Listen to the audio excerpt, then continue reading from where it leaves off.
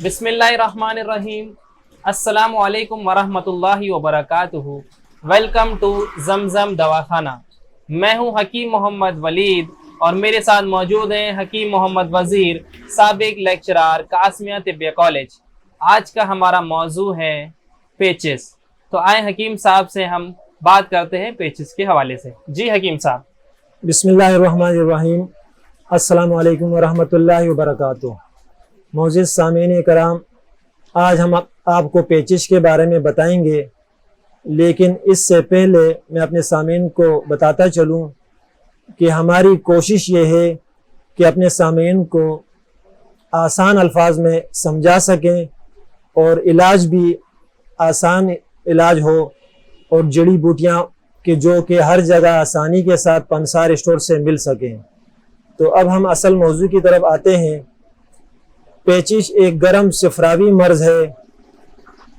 مریض کے آنتوں پر ایک گرم صفراوی رطوبت جب زائد مقدار میں گرنے لگتی ہے تو وہ سوزش کا باعث بنتی ہے، جس سے سوزش پیدا ہو کر پیچز کا باعث بن جاتی ہے۔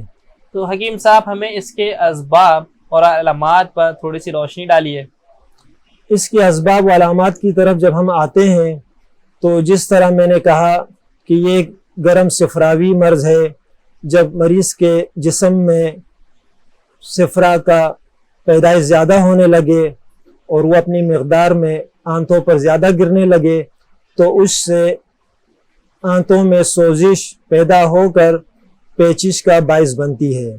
تو اس کے علاوہ مریض کے استعمال میں اگر گرم چیزوں کا استعمال زیادہ آنے لگے، مثلا مرچ مسالے وغیرہ، بڑے کا گوشت اور مرغن قسم کی غذائیں جب مریض زیادہ استعمال کرتا ہے تو اس سے بھی معدے میں اور آنتوں میں گرمی بڑھ کر پیچز کا باعث بنتی ہے۔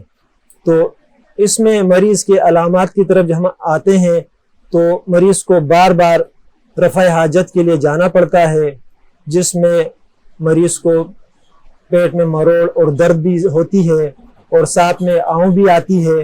جب یہ کیفیت بہت زیادہ بڑھ جاتی ہے تو بسا اوقات اجابت میں خون بھی ملا ہوا آنے لگتا ہے، تو جو کہ مریض کے لیے بہت تکلیف کا باعث ہوتا ہے، اور اس کے ساتھ ساتھ بسا اوقات بخار بھی ہو جاتا ہے، کبھی متلی کی بھی شکایت ہوتی ہے۔ تو یہ اس مریض کے لیے بڑی تکلیف دہ عمل ہوتی ہے۔ تو ہم علاج کی طرف جب آئیں گے تو آپ کو بتائیں گے کہ کیا کیا چیزیں اس میں استعمال ہم کریں گے۔ تو آئیے ہم چلتے ہیں علاج کی طرف۔ جی حکیم صاحب ہمیں نسخہ تجویز کیجیے۔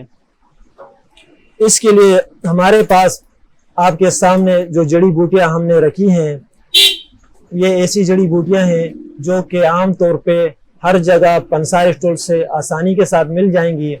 یہ حلیلہ سیاہ ہم نے بریاں حالت میں رکھی ہے یہاں پہ، جو کہ آپ دیکھ رہے ہیں، اور یہ دوسری بھی حلیلہ سیاہ ہے۔ اور اس کا مقصد یہ ہے کہ یہ بغیر بریاں ہیں، آپ کو بتانا مقصد ہے کہ بریاں جو ہے وہ اس میں جھریاں ہوتی ہے، اور جب ہم اس کو بریاں کر لیتے ہیں تو یہ زردی نما کلر میں آ جاتی ہے اور ذرا سا پھول بھی جاتی ہے۔ تو اس کو بریاں کرنے کا طریقہ ہم بتائیں گے کہ سب سے پہلے اگر جیسے آدھا پاؤ حلیلوں کو ہم نے بریاں کرنا ہے تو کڑھائی میں یا پھر پتیلے میں 1 چمچہ دیسی گھی ہم ڈالیں گے اور ساتھ میں حلیلوں کو بھی ڈال دیں گے۔ ہلکی آنچ پہ اس کو پکانا شروع کریں گے اور ساتھ میں چمچے سے ہلاتے رہیں گے۔ جب یہ پھولنا شروع ہو جائے اور اس کا کلر اس طرح زردی نما ہونے لگے تو سمجھو حلیلے آپ کے بریاں ہو گئے، یہ تیار ہے، اس کو اتار لیجئے۔ تو پھر یہ حلیلے بریاں شدہ 100 گرام لیں گے، اور ساتھ میں سونف، اس کو بھی 100 گرام لیں گے، اور ساتھ میں یہ مصری ہے، اس کو بھی 100 گرام لیں گے۔ تو اس طرح یہ ہم وزن نسخہ جو ہے وہ آپ لیں گے اور اس کو گرائنڈر میں باریک پسوا لیجئے، تو آپ کا نسخہ صفو پیچز تیار ہے۔ حکیم صاحب آتے ہیں اس کی مقدار خوراک پر، تو عمر کے لحاظ سے آپ اس کی مقدار خوراک تجویز کیجئے ناظرین کو۔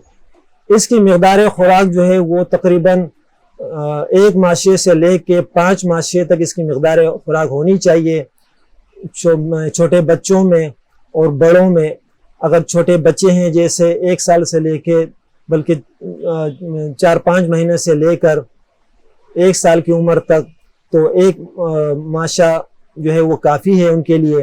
اور اگر اس سے بچے کی عمر زیادہ ہے تقریباً 3 سال تک یا 5 سال تک تو 1 سے 1.5 ماشا تقریباً 2 ماشے تک ہم اس کو کھلا سکتے ہیں مریض کو دن میں 3 سے 4 دفعے.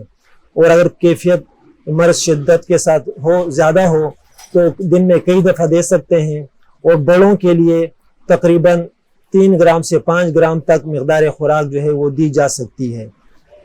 اور اگر پیچش کے ساتھ خون بھی اگر آ رہا ہو تو پھر اس کے ساتھ ہم دہی کی لسی جو ہے وہ مریض کو بتائیں گے کہ دہی کی لسی کے ساتھ اس کو دن میں کم سے کم 4 سے 5 دفعہ لیں تو انشاءاللہ خونی پیچش جو ہے وہ پہلے ہی دن ٹھیک ہو جائے گی.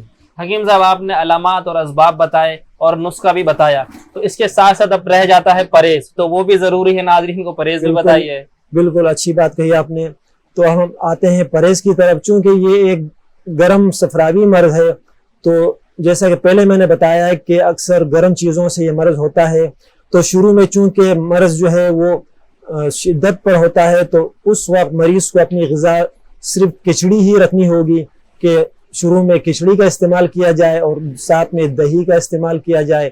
جب طبیعت بہتر ہونے لگے تو پھر اس میں سبزیوں کا استعمال مثلاً ترئی، ٹنڈا، لوکی اور دال مونگ پتلی شوربے والی بنا کر مریض کو استعمال کرنی چاہیے.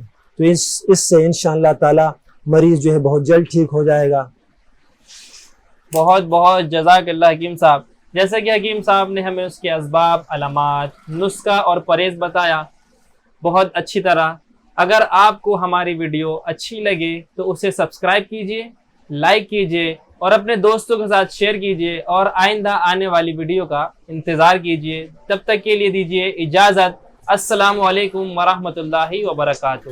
السلام علیکم ورحمۃ اللہ وبرکاتہ.